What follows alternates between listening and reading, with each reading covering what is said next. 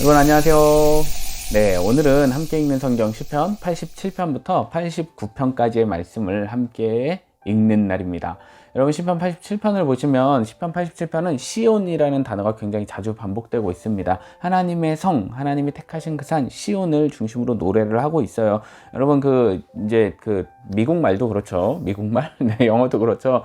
보통 이렇게 어떤 단어는 이렇게 feminine word다 이래가지고 뭐 city 이런 거는 이제 her라고 표현을 하죠. she 뭐 이렇게 표현을 하고요.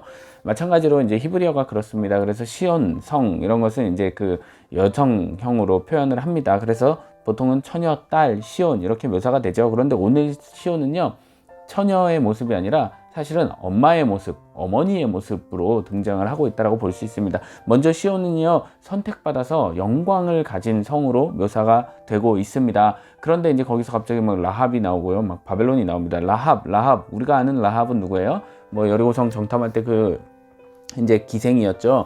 그런데 사실은 여기서 라합은요, 이제 애굽을 지칭하는 단어입니다. 이사야 30장 7절에서도요, 애굽을 그렇게 라합이라고 지칭을 합니다. 보통 이제 라합이라는 뜻 자체는요, 뭐 교만한 거, 뭐 이런 뜻을 이야기하고 있습니다. 그래서 교만한 애굽을 지칭할 때 이렇게 하는데, 뭐 애굽도 나오고 바벨론도 나오고 또 막 블레셋이랑 막 다른 나라들이 막 나옵니다. 주변 나라들이. 왜 그렇습니까? 그런데 그 나라들이 다 나오면서 시온이 어떤 역할을 합니까? 이런 표현이 나와요. 거기서 났다라는 표현이 4절에서 5절에서 6절에서 표현이 되는데요. 이게 이제 해산하는 이미지라는 거죠. 그러니까 하나님의 성 시온을 중심으로요, 열방들 그곳에 다 하나님의 백성들이 나게 된다. 그들이 그렇게 하나님의 백성으로 온다라고 해서 시온을 중심으로 하나님께서 온 세상을 구원하실 것을 노래하는 시가 바로 80편, 87편입니다. 그것을 기억하시면 되고요. 시편 88편은 죽음과 같은 고통을 막 느끼고 있어요. 시인이 단어들을 한번 생각해 보세요. 스올, 무덤, 죽은 자, 죽임, 깊은 웅덩이, 어둡고 침침한 곳 다 이렇게 막 완전 죽을 것 같은 그런 고난을 이야기를 하고 있습니다. 왜 이렇게 고난을 겪고 있습니까? 뭔진 정확히 몰라요. 그런데 관계와 연결이 돼 있습니다. 4절 말도요, 이렇게 사람들이 무덤에 내려가는 자 같이 여겨졌다. 그러니까 사람들에게 이렇게 막 그런 취급을 당한다라는 이야기고요. 8절, 18절도 보면은 아예 나를 아는 자들, 나와 가까운 친구들이 다 나를 떠났어요. 왜 그렇습니까? 그래서 어떤 주석가들은 혹시 시인이 이렇게 나병에 걸린 거 아닐까? 사람들로부터 배척받고 이렇게 떠난 거? 그럴듯한 이야기입니다. 그런 걸로 인해서 지금 시인이 엄청난 그런 고난, 막 죽음과 같은 그런 고난에 빠져 있습니다. 그런데 그 고난 가운데에서 시인이요, 간구를 하죠. 13절에 보면 확신하는 것처럼 새벽에 들으실 것이다 라고 이야기를 하지만, 이제 정확한 뜻은 새벽에 좀 그때쯤까지 내가 간절히 기도해서 좀 들으시면 좋겠다, 이런 바람입니다.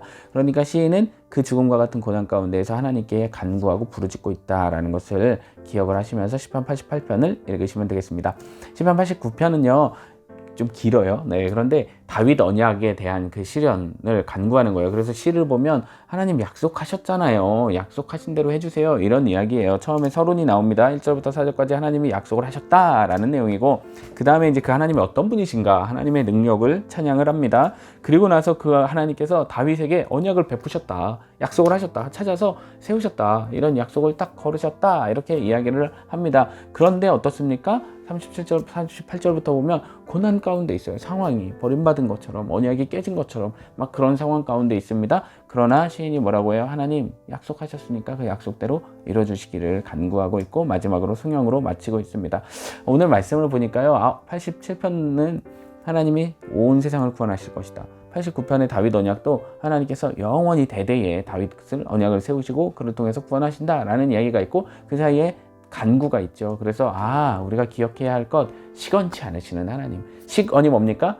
말 그대로는 말을 먹는 거예요. 내가 한 말을 다시 먹는 거, 주워 담는 거죠. 그러니까 거짓말하는 것을 이야기를 해요. 그런데 하나님은 결코 시건하지 않으신다. 민수기 23장 19절이 말하고 있습니다. 하나님은 인생이 아니시니 시건치 아니하신다. 그래서 우리가 하나님께 간구할 수 있죠. 그래서 하나님을 의지할 수 있고 믿을 수 있습니다.